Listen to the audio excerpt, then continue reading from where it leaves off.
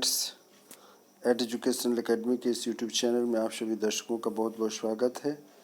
आज हम लोग चर्चा करने जा रहे हैं, जैसा कि मैंने आपको पिछले अपने इस वीडियो में बताया था कि बिहार बीएड सेट 2024-25 के लिए नोटिफिकेशन जारी हो गई है और अब हम लोग प्रतिदिन एक टॉपिक पर चर्चा करेंगे जो कि आपके बीएड एंट्रेंस में क्वालिफाई करने के लिए महत्वपूर्ण होगा। तो जैसा कि आपको मैंने कल अपनी वीडियो में डालते हुए बताया था कि नोटिफिकेशन जारी हो गई है और अब आप तैयारी करने में लग जाइए। और उसके लिए और कौन कौन सी महत्वपूर्ण बातें हैं, आवेदन संबंधित होने के साथ साथ और भी बहुत सारी बातें महत्वपूर्ण होती है। तो आइए इसी पर हम लोग चर्चा कर रहे हैं कि आज हमारा सिलेबस क्या है। तो Bihar BEd CET syllabus 2024 PDF download तथा परीक्षा पैटर्न के लिए यहाँ पर चर्चा हो रही है कि बिहार राज्य सरकारी संबद्ध कॉलेज और विश्वविद्यालय 2 वर्षीय बीएड परीक्षा कार्यक्रम में प्रवेश के लिए बिहार बीएड सेट CET 2024 आयोजित किया जाएगा। जो छात्र बिहार में बीएड कॉमन एंट्रेंस टेस्ट में शामिल होने जा रहे हैं वे बिहार बीएड CET पाठ्यक्रम एवं पैटर्न की तलाश में हैं और बिहार बीएड CET 2024 परीक्षा में सामान्य अंग्रेजी समझ, सामान्य संस्कृत समझ, सामान्य हिंदी, तार्किक विश्लेषणात्मक तथा सामान्य जागरूकता एवं स्कूलों के शिक्षण वातावरण के लेकर के आपके प्रश्न पूछे जाएंगे। विद्यालय ललित नारायण मिथिला विश्वविद्यालय दरभंगा अर्थात LNMU बिहार बीएड CET 2024 परीक्षा का संचालन निकाय और बिहार बीएड CET 2024 परीक्षा में 120 प्रश्न पूछे जाएंगे।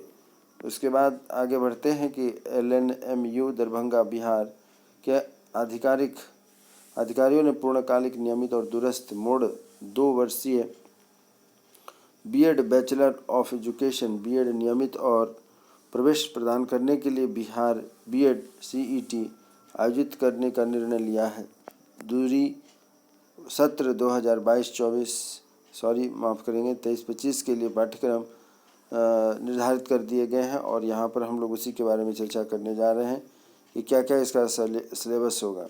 तो संचालन कमेटी जो है वह है ललित नारायण मिथिला विश्वविद्यालय दरभंगा LNMU, जिसे आप बहुत चिरपरिचित नाम है।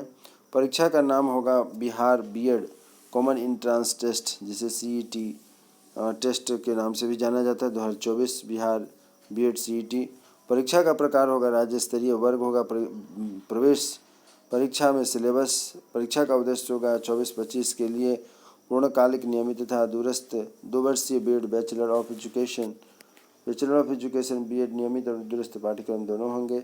उसका आधिकारिक वेबसाइट जो है कि आप प्राप्त कर सकते हैं bihar.cetbed.lnmu.nic। अब आगे बढ़ते हैं कि इसमें और क्या क्या महत्वपूर्ण बातें हैं। यहाँ आप देखिए कि नवीनतम बिहार बीएड CET परीक्षा पैटर्न 2024 के बारे में क्या है। तो फ्रेशर्स नाउ की हमारी टीम ने नवीनतम बिहार बीएड सेट परीक्षा पैटर्न 2024 को विस्तार से प्रदान किया है। तो पूरी जानकारी प्राप्त करने के लिए आप हमारे साथ जुड़े रहें। यहाँ आगे और आपको दिखाते हैं। यहाँ क्या दिया है कि परीक्षा का मोड ऑफलाइन होगा। अवधि जो है 120 मिनट की होगी। प्रश्नों की संख्या 120 होगी। परीक्षा का प्रकार जो होगा वो वस्तुनिष्ठ प्रश्न होंगे तथा कुल मार्क्स 120 अंक के लिए होंगे। अंकन की जो व्यवस्था है अर्थात प्रत्येक एक अंक के लिए 120 एक अंक के साथ में एक प्रश्न रहेंगे, अर्थात 120 प्रश्नों के लिए 120 अंक निर्धारित किए गए हैं।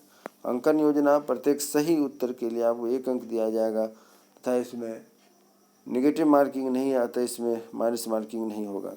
अब आइए देखते हैं तालिका नंबर 2 क्या कहता है। तालिका नंबर 2 में क्या है कि आपका पहला पेपर जो होगा वो 15 नंबर का होगा और 15 प्रश्न के साथ होगा। सामान्य अंग्रेजी समझ, सामान्य संस्कृत समझ, शिक्षा शास्त्री के कार्यक्रम।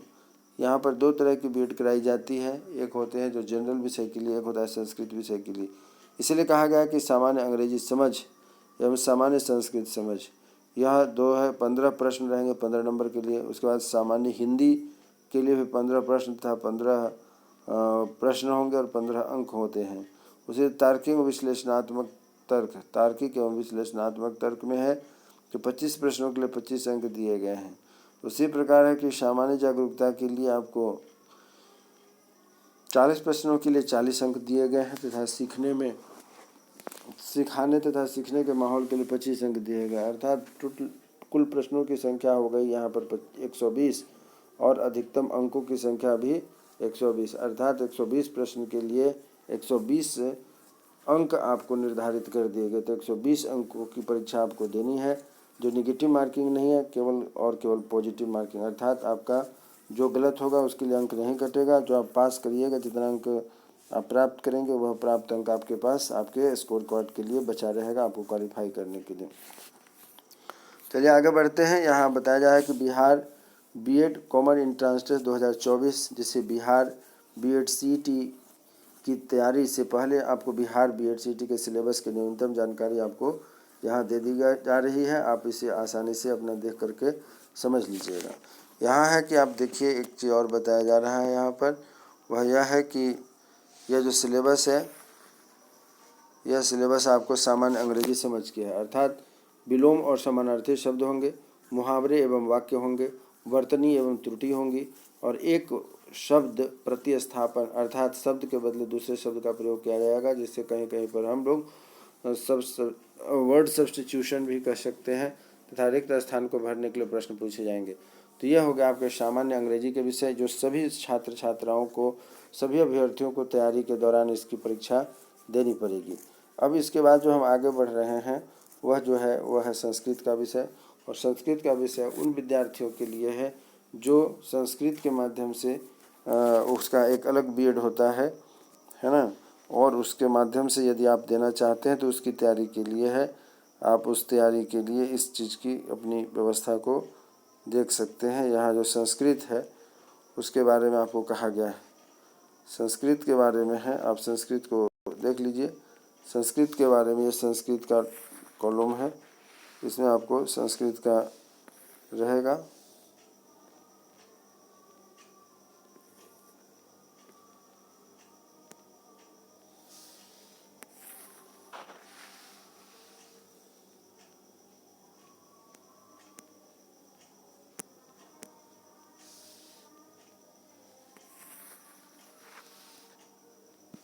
संस्कृत का देखिए, ये संस्कृत विषय है। संस्कृत विषय के लिए आपको संधि, समास, उपसर्ग, प्रत्यय, रस, छंद और या अलंकार कहिए, मुहावरे, लोकोक्तियाँ रहेंगी, कहावतें रहेंगी।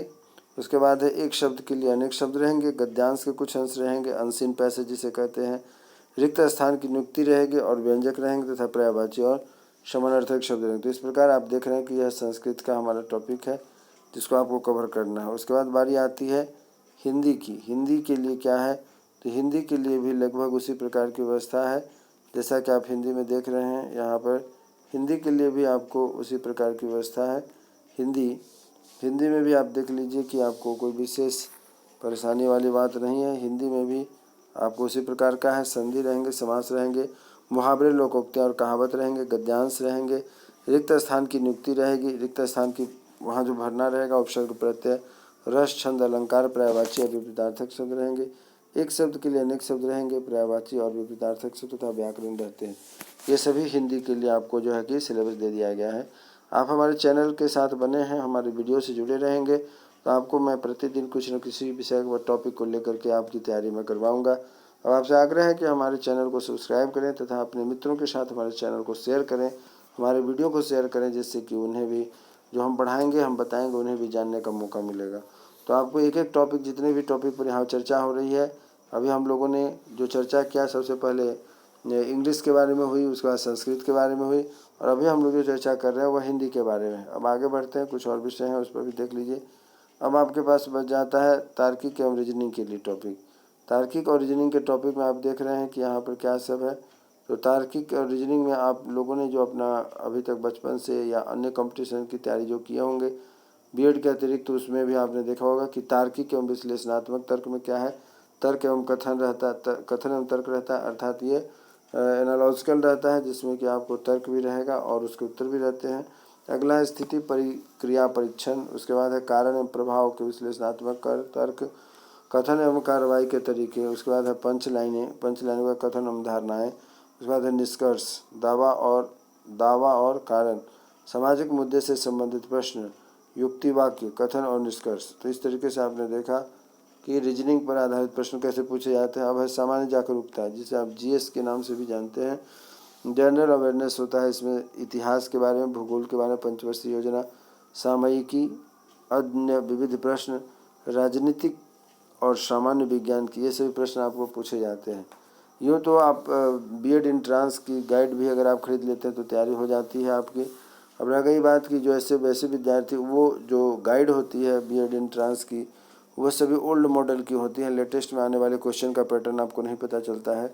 इस तरीके के प्रश्न के पैटर्न को जानने के लिए हमारे वीडियो के साथ जुड़े रहें, चैनल के साथ बने रहें, जिससे कि जो है कि आपको हमेशा लेटेस्ट अपडेट तरह के प्रश्न जो हैं उनको आपको बताया जाएगा कि तैयारी कैसे करनी है, परीक्षा में किस तरह के प्रश्न उठते हैं।